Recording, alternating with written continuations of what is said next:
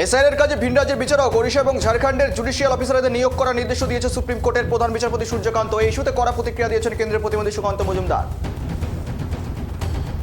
ডানকুনিতে রাজনৈতিক উত্তেজনা চরমে। বিজেপি কর্মীদের উপর হামলার অভিযোগের জেরে তৃণমূল কংগ্রেসকে কড়া ভাষায় হুঁশিয়ারি দিলেন বিজেপি নেতা দিলীপ ঘোষ। তার বক্তব্য ঘিরে শুরু হয়েছে রাজনৈতিক বিতর্ক। রাজ্যসভার একটি আসনের জন্য কেন্দ্রীয় দলের কাছে নাম পাঠানো হয়েছে রাজ্য বিজেপির তরফ থেকে। গতবারের 7 জনের নাম গেছিল, তাদের মধ্য থেকে সমীপ ভট্টাচার্যের নামে সিলমোহর দেয় কেন্দ্রীয় পার্লামেন্ট বোর্ড। সূত্রের খবর এবারের নাম।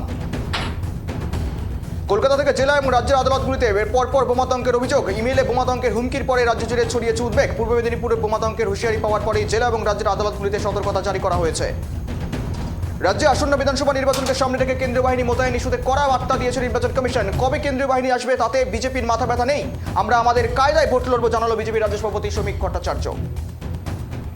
ওড়িশা থেকে ঝাড়খণ্ডের জুডিশিয়াল অফিসারদের নিয়োগের নির্দেশ দিয়েছে শীর্ষ আদালত। কেন সুপ্রিম কোর্টকে এমন সিদ্ধান্ত নিতে হলো, প্রশ্ন তুলে রাজ্য সরকারকে আক্রমণ সমীক ভট্টাচার্যের। পশ্চিম বর্ধমানের দুর্গাপুর মহকুমা আদালত চত্বরে বোমাতঙ্ক। মঙ্গলবার একটি অজ্ঞাত ফোন কলের মাধ্যমে আদালত ভবনের ভেতরে বোমা রাখা হয়েছে বলে হুমকি দেওয়া হয়েছে বলেই সূত্রের খবর। পশ্চিমবঙ্গকে জঙ্গিদের আতুরঘর হাতে ধরতে দেওয়া যায় না। অনুপ্রবেশ এবং জাতীয় নিরাপত্তা ইস্যুতে রাজ্য সরকারকে বিধলেন বিজেপি রাজ্য সভাপতি সমীক ভট্টাচার্য। রাজ্যের একাধিক জেলায় আদালতে বোমাতঙ্ক। আসানসোল, বহরমপুর, কলকাতা, দুর্গাপুরের পর এবারে হুগলি জেলা এবং দায়রা আদালতে বোমাতঙ্ক।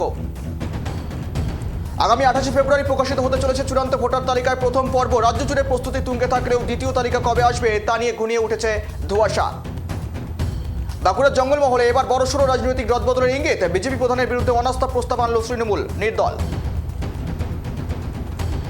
এসআইআর দায়িত্বে বিচারক নিয়োগের পরেই হঠাৎ বোমা হুমকি। তীব্র চাঞ্চল্য ছড়িয়েছে বহরমপুর জেলা আদালত চত্বরে। জেলা বিচারকের এই ইমেল আসার মারফতে বিস্ফোরণের হুমকি এসেছে।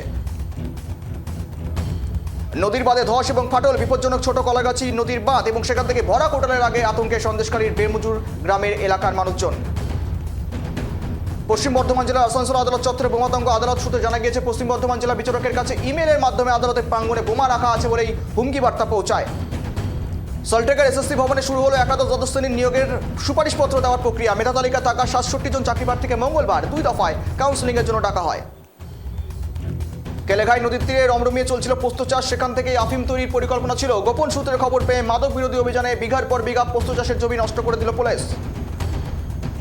রাজ্যে চলা এসআইআর এখন 80 লক্ষ কাজ বাকি রয়েছে। এবার তথ্যগত অসঙ্গতি যাচাই করতে ওড়িশা ঝাড়খণ্ডের বিচারপতিদেরও জুডিশিয়াল অফিসার হিসেবে নিয়োগ করার নির্দেশ সুপ্রিম কোর্টের।